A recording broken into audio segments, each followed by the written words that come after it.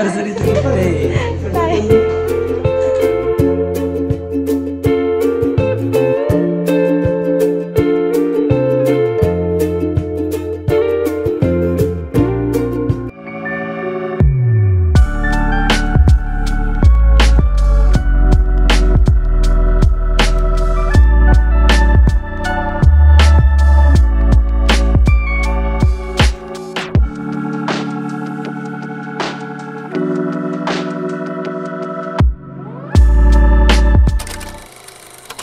Hello नमस्कार, मी सुप्रिया आणि एका नवीन व्लॉगमध्ये आपलं मनापासून स्वागत करते. तुम्हाला आजचा दिवस सुखाचा, आनंदी आणि आरोग्यदायी जाओ. तुम्ही जी काही स्वप्न पाहिली असतील ती सगळी स्वप्न तुमची पूर्ण होत. त्याचबरोबर शुभ सकाळ सर्वांना. सकाळी सकाळी छान मस्त अशी आरतीपासून सुरुवात झालेली आहे. गणपती बाप्पांना बसवल्यानंतरचा हा दुसरा दिवस आहे आणि गणपती बाप्पा बसल्यानंतरचं रुटीन जे आहे ते थोडक्यात मी तुमच्याबरोबर आज शेअर करणार आहे. तर सकाळी सकाळी उठल्यानंतर की नाही सगळ्यांच्या आंघोळ्या ज्या आहेत ते 8च्या आधीच आटपलेल्या असतात. कारण देवपूजा जी आहे ना ती आम्ही सगळे मिळून एकत्रितपणे करतो. 9 वाजता आयुष स्कूलमध्ये जातो आणि 1 तासानंतर 10 वाजता देवांश स्कूलमध्ये जातो. तर आरती निदान 8-8:30 वाजता तरी व्हावी म्हणून मग मी देवपूजा सकाळी पटपट आवरून घेतलेली होती. नाश्त्याला मस्त असे मेथीचे पराठे केले होते, पालकचे पराठे केले होते.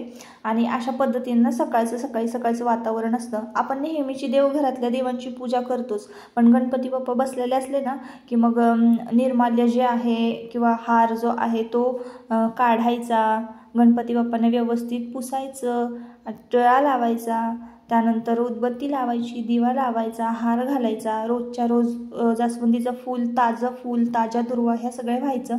अशा पद्धतीने ना गणपती बाप्पा बसल्यानंतर पूजा असते गणपती बाप्पांची. आणि मग ही सगळी पूजा झाली ना की मग आरती करायची. असं काहीसं रुटीन असतं आमचं. तर आता मुलांची बघा शाळेची तयारी झालेली आहे. आयुष तर युनिफॉर्म घालूनच रेडी होता. देवांश फक्त उशिरा उठला होता ना तर त्याची आंघोळ व्हायची बाकी आहे. मस्त आज टिफिनला ना पालक पराठा केलेला आहे.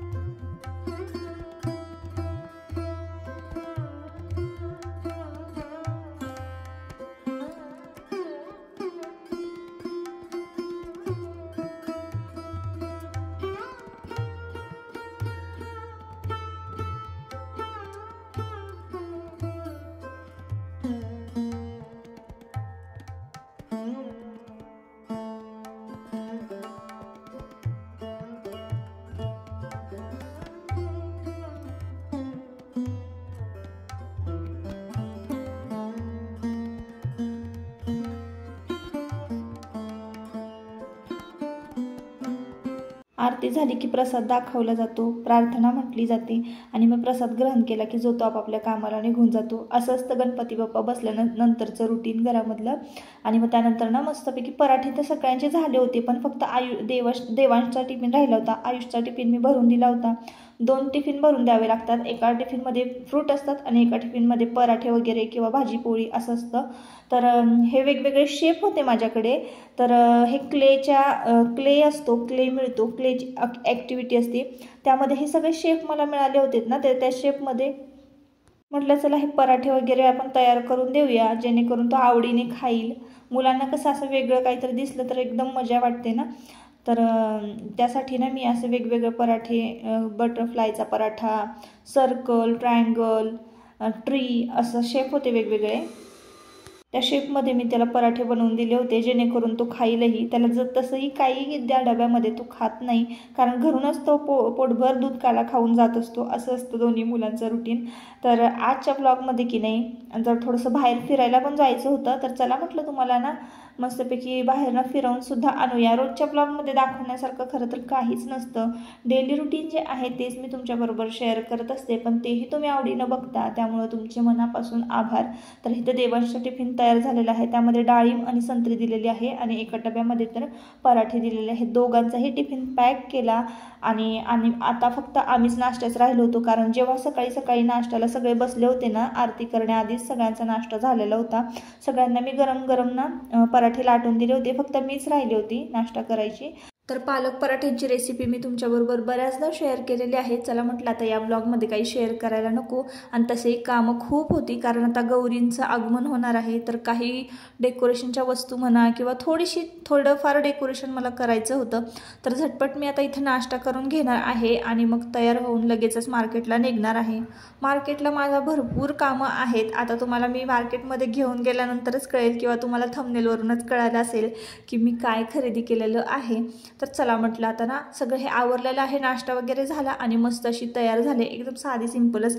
आता मी काय करते, आता गणपती बाप्पा बसलेले आहे, तर सकाळी सकाळीच नवीन साडी नेसलेली असते आणि मग नंतर मग मला ना 10 वेळा चेंज करावी लागत नाही, कारण गणपती बाप्पा बसले ना की दररोज मार्केटमध्ये एक तरी राऊंड असतो. तर आता घर सगळं स्वच्छ करून घेतलेलं आहे, साफसफाई झालेली आहे आणि मग लगेचच मशीनला कपडे लावून इकडे मी मार्केटमध्ये आलेले आहे.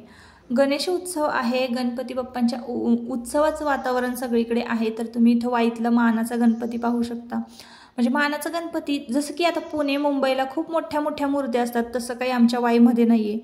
पण मी तुम्हाला एवढं 100% सांगेन की टॅलेंट म्हणतो ना आपण, टॅलेंट कशाला म्हणतो, तर 100% ते बघायला मिळेल वाईमध्ये. तर पुढचे जे व्हिडिओ येणारे आहेत ना त्यामध्ये तुम्हाला नक्कीच कळेल की का मी असं म्हणत होते, कारण 101 देखावे, 101 जिवंत देखावे केले होते आमच्या वाईमध्ये. तर खरंच मला ते खूप आवडले आणि ते सगळे मी बघितलेले आहे. ते आता मी पुढच्या ब्लॉगमध्ये तुमच्याबरोबर शेअर करेन. तर भरपूर ठिकाणी ना चंदू काकांची शाखा आहे, तर आमच्या वाईतसुद्धा आता नवीन शाखा ओपन झालेली आहे, तिथंच मी व्हिजिट द्यायला आले होते.